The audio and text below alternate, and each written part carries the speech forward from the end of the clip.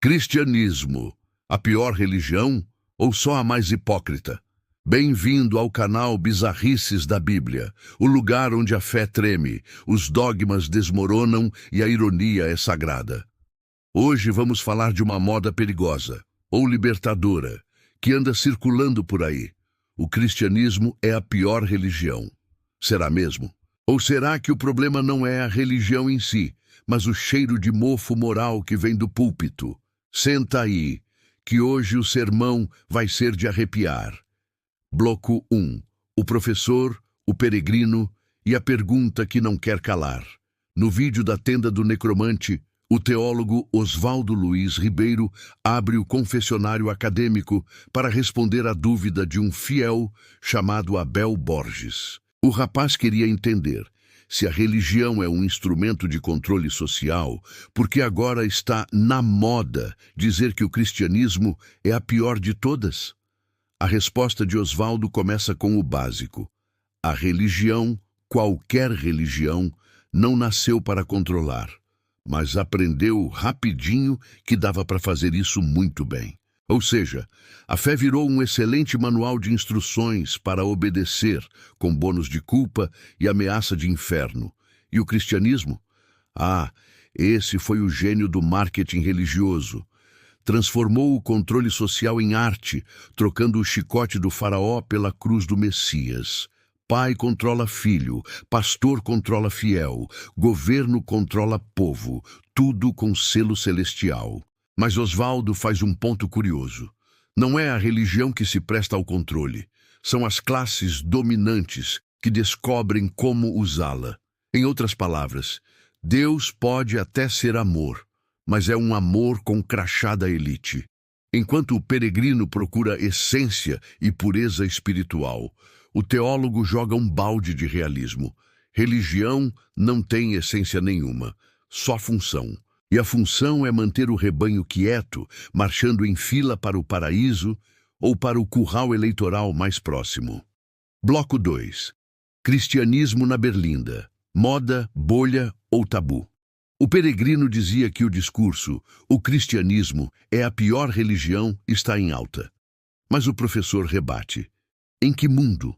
Nos círculos acadêmicos, diz ele, ninguém fala isso. A maioria é cristã, católica, evangélica ou kardecista. Ou seja, o pior só existe fora da bolha, onde o povo ousa pensar sem teologia.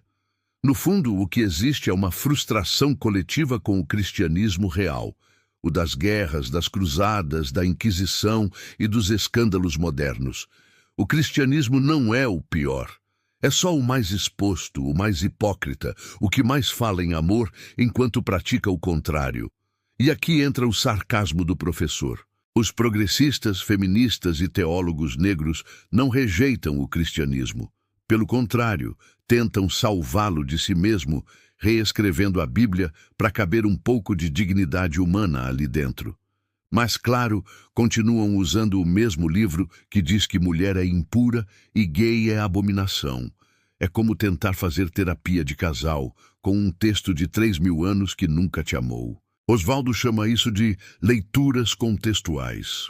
Tradução: uma tentativa desesperada de enfiar pauta identitária num livro que não está nem aí para você. Mas a ironia é que essas pessoas ainda acreditam no poder moral da Bíblia.